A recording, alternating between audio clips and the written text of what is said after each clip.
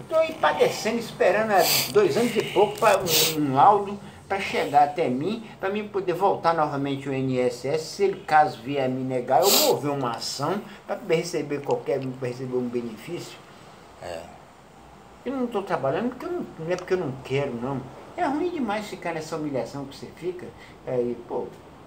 Você encosta próximo às pessoas, as pessoas já ficam, você percebe que as pessoas já ficam aí, atentas, na defensiva, porque né? preocupadas. Nossa, mas tipo assim, você toda vez que você vem aqui a gente trata bem, né? Eu não tô notei. falando você não, Eu sei. Mas fala assim, você sumiu, agora você falou que andou internado. E eu falei, poxa vida, porque eu fiquei 2 meses com o carro parado. Graças a Deus consegui arrumar. E eu falei, Zé sumiu, gente. E agora... Você lembra que a gente foi andando várias vezes? Aquela tava de pé. Nós fomos andando várias vezes lá por Vila Vargas. Mas então, moço, é o seguinte, o pessoal acha que Lula é santinho. E Santos que nada. eu vou falar pra você. Tem uma senadora que eu vi falando na televisão, ela falou uma coisa interessante. Que o culpado não é o indivíduo. São os partidos. Os partidos viraram... Não, mas o partido... Os partidos viraram quadrilha. Mas justamente... Não é só PMDB, não é só PT não, não é só PT não. Eu tenho um certo conhecimento, tenho noção dos valores que movem a Constituição brasileira, sei quais os valores que a democracia pode vir a cobrar da União, me apodero disso e tomo conta de uma população fraca em cultura, em termos de conhecimentos de valores reais. Independente disso, o capitalismo havia a oferecer. O país já não deve mais, já acho que é a 5ª ou 7ª economia do mundo, tem uma moeda razoável, mas autoindependente, um país rico como esse em Minas, petróleo, ferro, em minério em geral, em grãos, um país poderoso igual esse, e em água, do jeito que nós temos água aqui, aí para fora, mas os políticos se apoderam disso e a criança hoje, as escolas, o sistema de educação é uma fraqueza. Eu, por exemplo, se eu tivesse tido acesso, eu não estaria nas condições em que eu me encontro. Mas eu, para me aprender, eu cheguei até não conseguir deitar de costa, porque não sabia soletrar, babá, CH,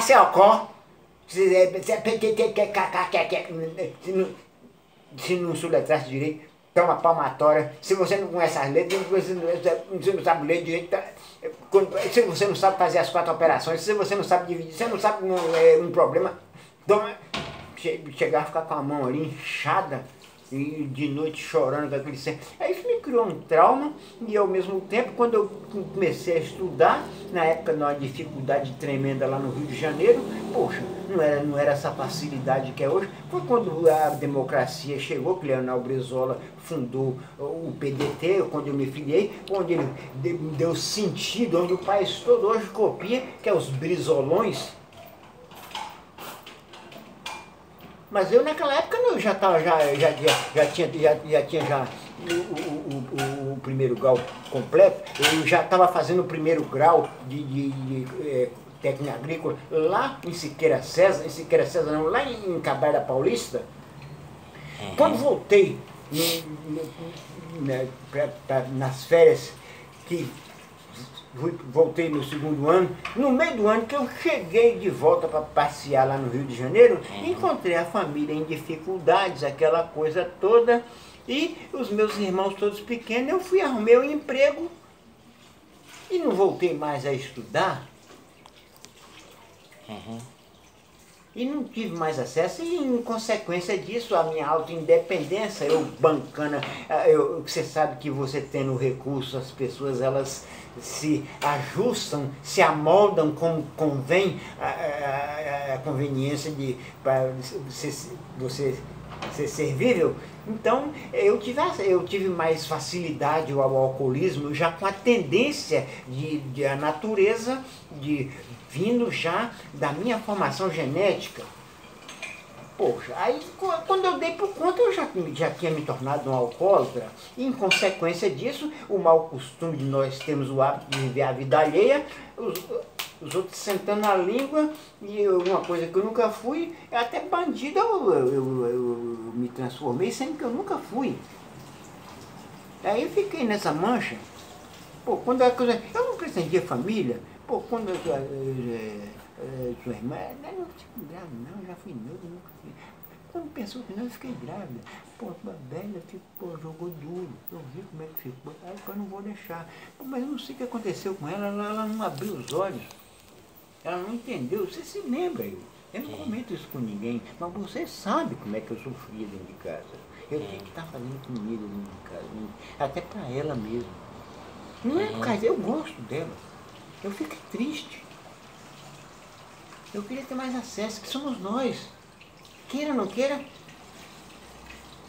Vitória tal de José, que Cláudia, que nem Neide sabe. Ela é. É mesmo? Vitória, Thales de José, Cláudia, Vitória, tal de José e Neide, que Neide não entendeu.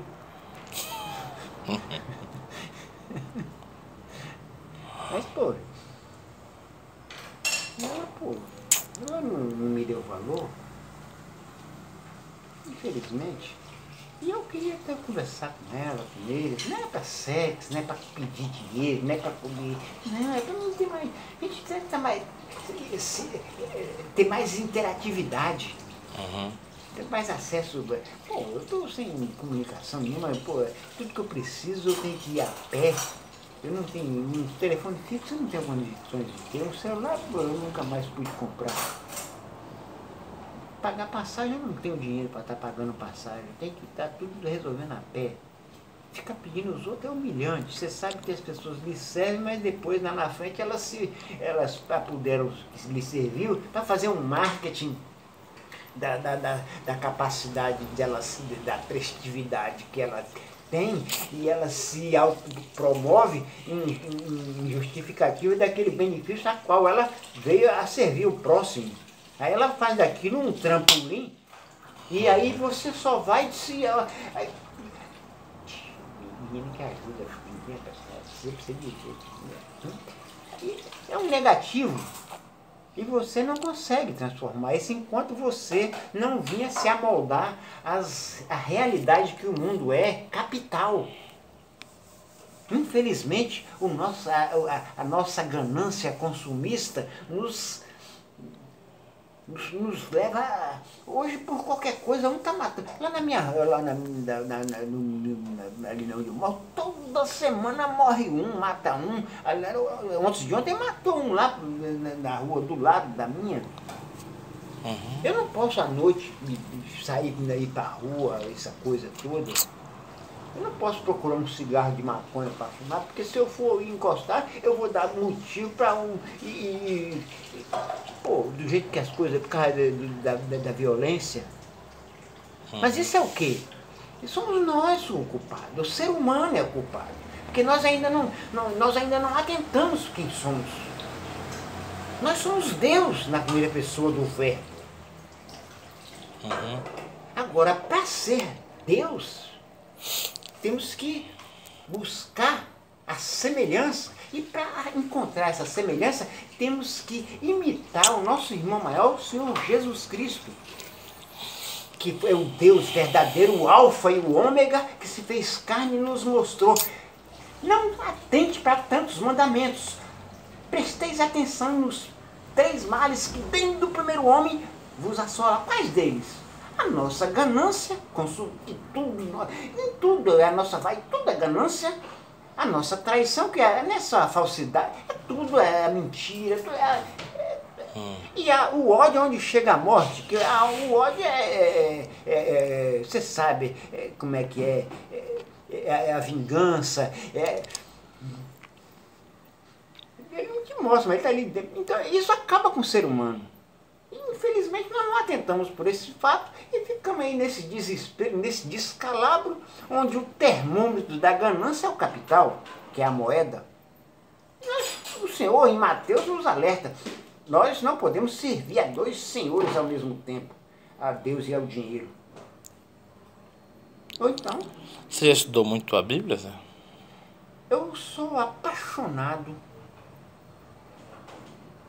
por nosso Senhor Deus e o Senhor Jesus Cristo como nosso irmão maior, acreditando verdadeiramente que aqui é o primário da existência, a qual nós somos uma triunidade, que a primeira unidade, que é o espírito de semelhança com o Senhor do universo, que é o Alfa e o Ômega.